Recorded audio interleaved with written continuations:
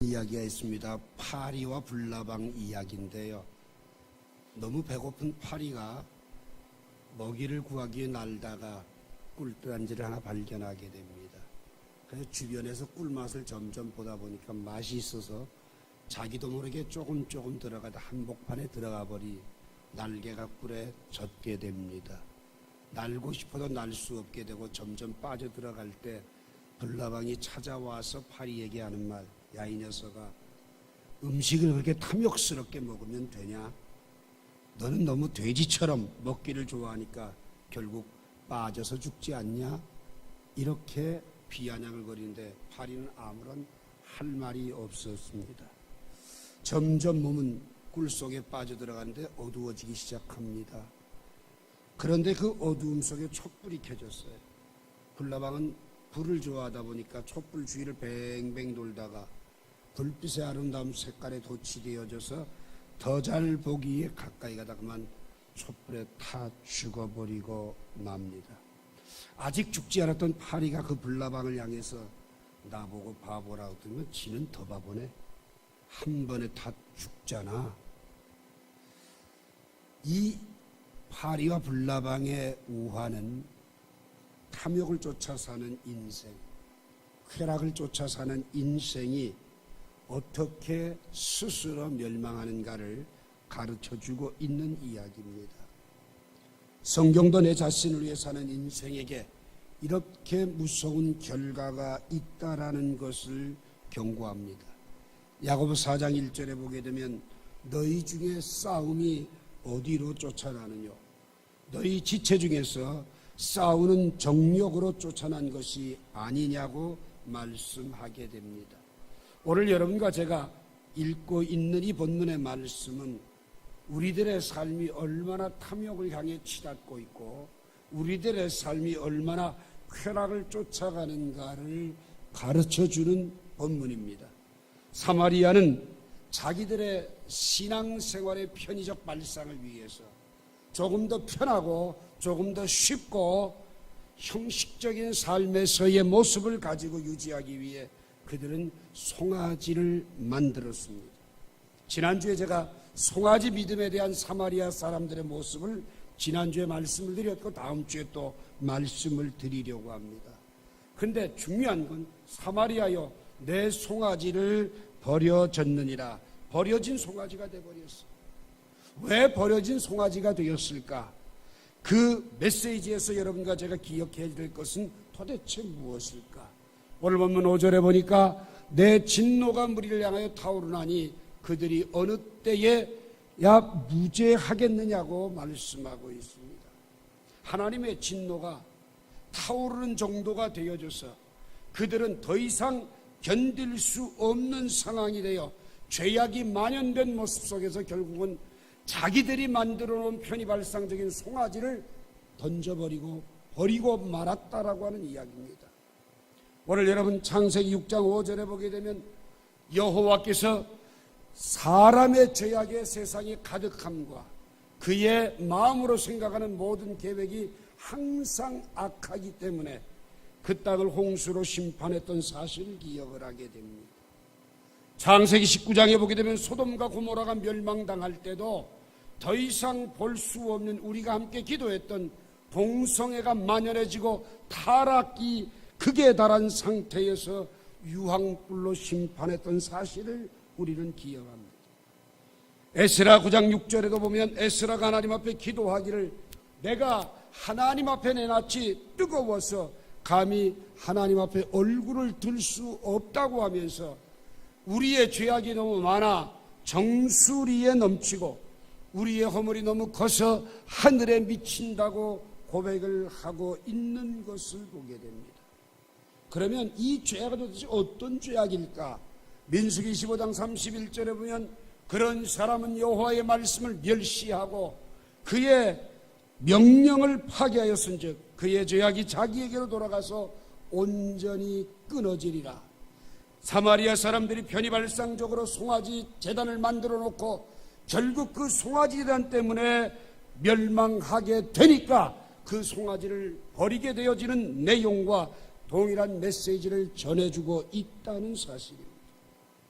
왜 인생은 나를 지으시고 만드신 하나님을 향하여 얼굴을 들지 못하고 그 하나님께로 향하여 진심을 열지 못하고 송아지로 자꾸 대체 전략할까요?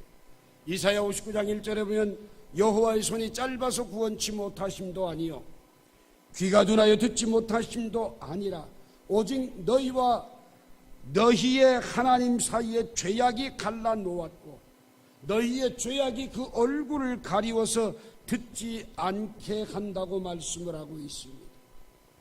오늘 여러분과 제가 하나님과 나 사이에 가로막힌 담 때문에 결국 우리는 그 대체 전략으로 송아지를 만들고 그 제단을 형상화하고 있는 죄악들, 다시 말씀드리자면 민수기 25장 31절 말씀처럼 하나님의 말씀을 멸시하고 명령을 파기하는 죄악상이 우리 안에 있지 않는가를 되돌아보아야 될 것입니다.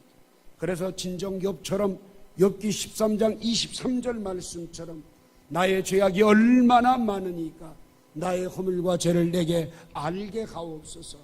정말 우리가 우리 자신의 죄악을 알지 못하고 하나님께 나아간다라고 하는 것 자체가 얼마나 경망스러운 삶인가를 깨닫는 은혜가 있기를 원합니다. 하나님의 진노가 무리를 향하여 타오른다는 이 5절의 말씀을 보게 되면서 하나님은 도대체 어느 때 진노하실까? 성경에 하나님의 진노가 임하였던 원인들을 몇 가지를 살펴보니까 레위기 20장 3절에 보면 성소를 더럽히며 성호를 욕되게 하였을 때 하나님이 진노하신다 이렇게 말씀합니다. 민수기 11장 1절에 보니까 백성들이 서로 악한 말로 원망할 때에 하나님은 들으시고 진노하신다고 말씀을 합니다. 어디 그뿐입니까?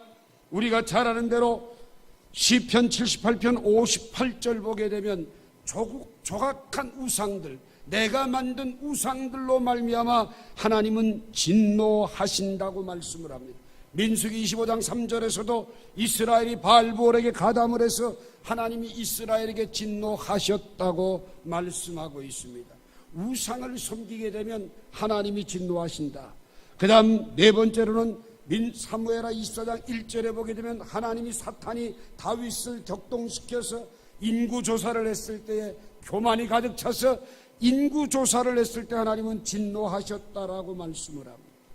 사무엘하 6장 6절 이하에 보게 되면 우사가 하나님의 법궤를 손으로 붙잡아 떨어뜨리는 것을 막으려고 했을 때 하나님과 충돌해서 하나님의 진노가 임하여 우사가 직사했던 사건도 기록을 합니다.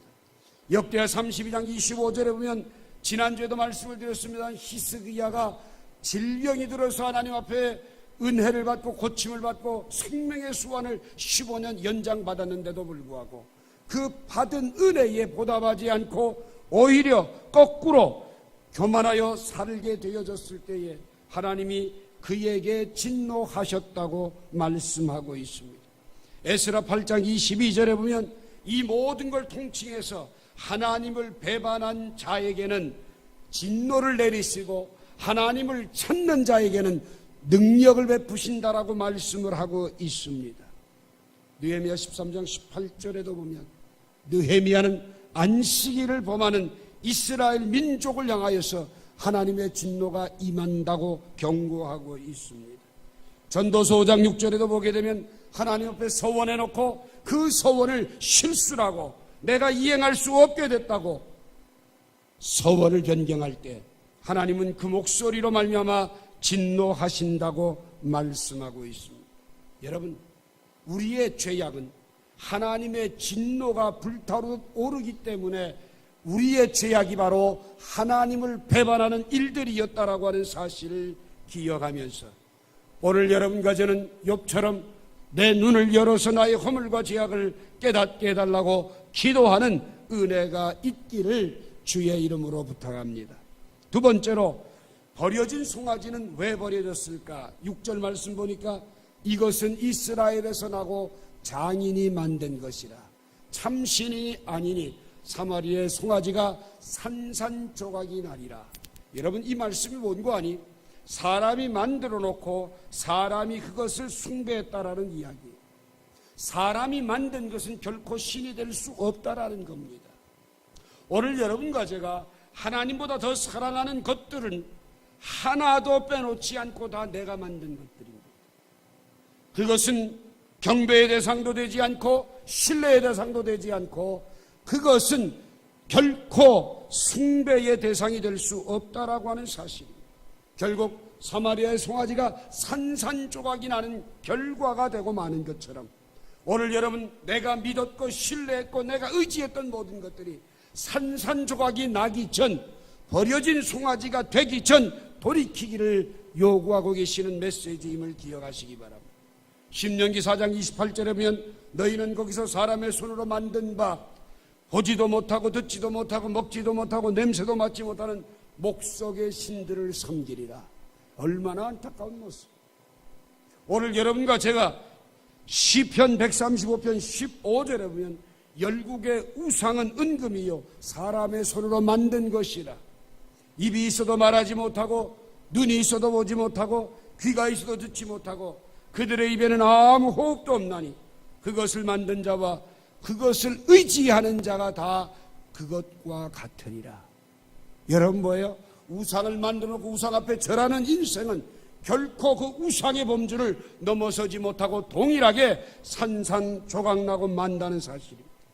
예레미야 10장 14절도 경고합니다. 사람마다 어리석고 무식하도다. 은장이마다 자기가 조각한 신상으로 말미암아 수치를 당하나니 이는 그가 부어 만든 우상은 거짓 것이요 그 속에 생기가 없습니다. 그것들은 헛것이요 망령되이 만든 것인즉 징벌하실 때에 멸망할 것이니라고 말씀하고 있습니다. 독일한 말씀을 예레미야 51장 17절에서도 말씀하고 있는 것을 보게 됩니다. 사도 바울은 사도행전 19장 26절에서 에베소뿐만 아니라 전 아시아를 통하여 수많은 사람들을 권유할 때에 사람의 손으로 만든 건 결코 신이 아니기에 그것을 숭배해서는 안 된다고 경고의 메시지를 던지고 있음을 보게 됩니다. 신명기 20장 15절에서도 장색의 손으로 조각하였거니와 부어 만든 우상은 하나님께 가증하니 그것을 만들어 은밀히 세우는 자는 저주를 받을 것이라 할 것이요 모든 백성은 응답하여 말하기를 아멘 할지니라고 말씀하고 있습니다.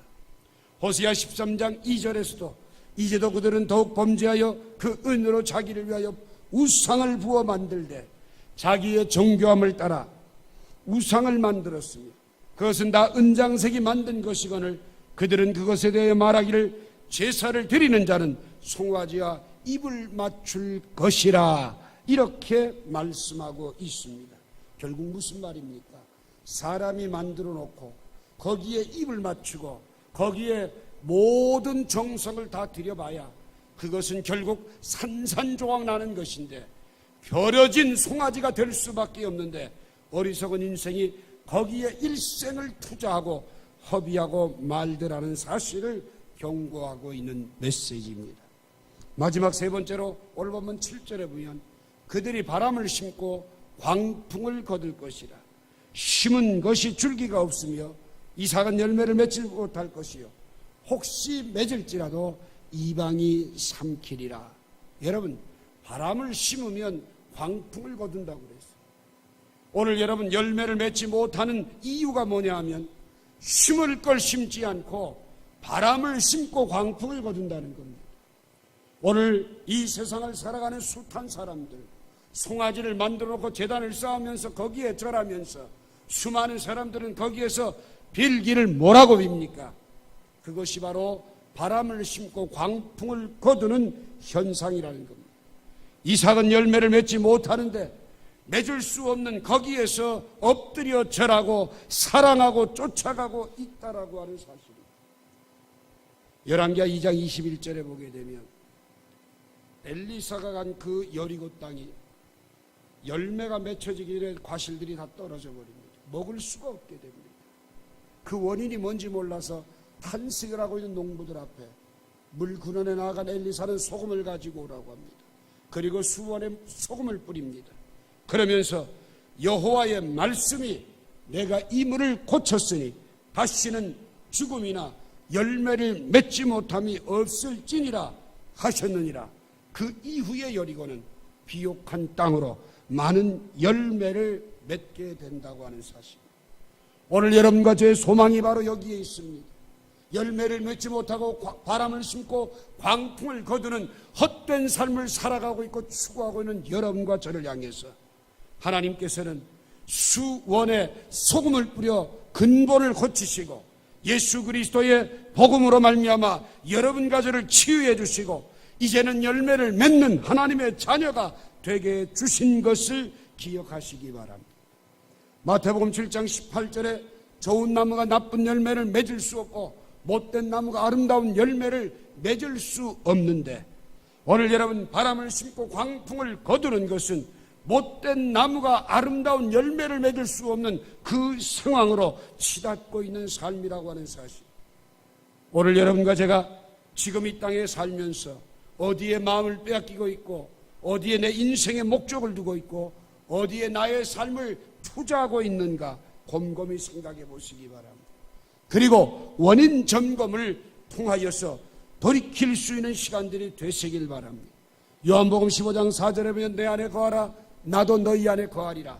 가지가 포도나무에 붙어있지 아니하면 스스로 열매를 맺을 수 없음 같이 너희도 내 안에 있지 아니하면 그러하리라고 말씀합니다. 포도나무에 붙어있지 않는 가지가 열매를 맺을 수가 없어요.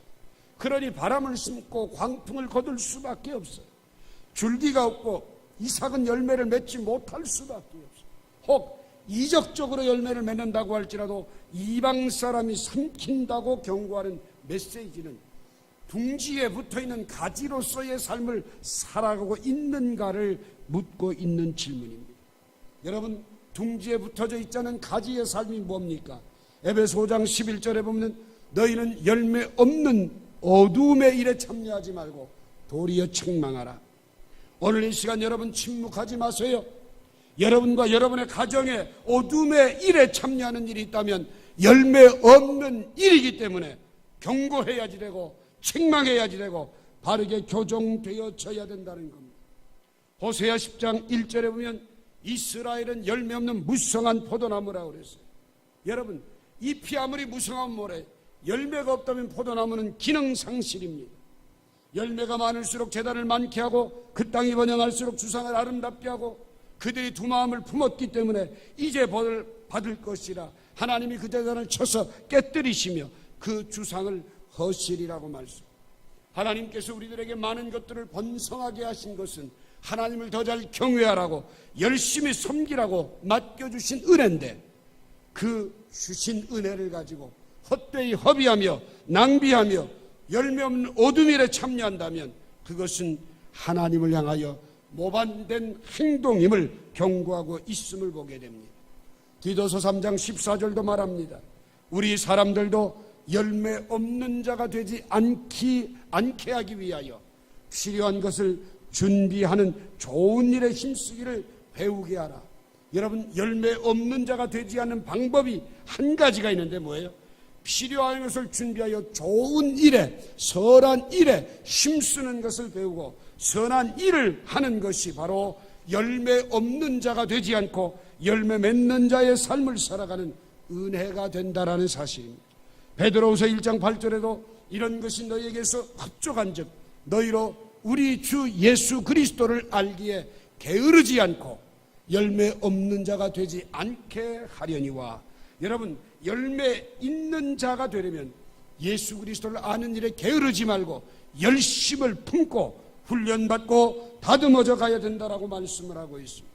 그래야만 시편 1편 3절 말씀처럼 시냇가에 심은 나무가 철을 따라 열매를 맺는 것과 같이 열매를 맺는 삶을 살아가게 될 줄로 믿습니다. 마태복음 21장 43절에 보면 하나님의 나라는 어떤 사람이 받느냐? 열매 맺는 백성이 받는다고 그랬어요. 열매가 없는 사람은 하나님의 나라를 받을 수 없다라고 말씀을 합니다. 골로새 1장 10절에 보면 주께 합당하게 행하며 범사에 기쁘시게 하고 모든 선한 일에 열매를 맺게 하시며 하나님을 아는 것에 자라게 하시고라는 기도가 나오고 있음을 보게 됩니다. 오늘 이 시간 저는 버려진 송아지란 제목으로 왜 버려진 송아지가 되었을까? 내가 편안하게 내가 쉽게, 내가 더 번영하기 위해서 만든 송아지, 결국 그 송아지는 우리의 죄악으로 말미암아서 산산조각이 날 수밖에 없다라고 하는 겁니다. 여러분, 오늘 이 시간 내가 만든 송아지, 거기에 내 인생을 걸고 걸어왔는데 결국은 버려진 존재가 돼버리고 말아요. 오늘 이 시간 여러분, 인생을 바보처럼 사는 것이 바로 뭐냐? 내가 일생을 걸고 만든 송아지가 버려지게 되는 순간 헛산 인생이 되고 만다는 겁니다. 입술로만 찾던 하나님, 마음 중심으로 여호와께 돌아오게 되면 그 인생은 참으로 기쁨과 행복함이 있을 텐데 왜 송아지를 만들며 거기에서 인생의 행복을 찾으려고 하는지 정말 알다가도 모를 일이 우리 안에 빚어지고 있다는 사실을 경고하고 있습니다. 오늘 이 시간 여러분이 즐겨하던 게 뭔가요? 말씀을 멸시하고 명령을 저버린 결과 여러분 9가지 요인들을 쭉 들었습니다만 그 요인에 내 안에 싹트고 있는 죄악들이 있다면 오늘 청산하고 정리할 줄 아는 결단이 있기를 바랍니다. 두 번째로는 사람이 만든 것이 송아지입니다. 그것은 결코 신이 아닙니다. 송아지를 만든 자에게는 저주가 있고 그 송아지는 결국 내 인생을 파멸로 이끌어간다라고 경고합니다. 그리고 절대로 그 송아지는 열매를 맺지 못한다고 말씀합니다.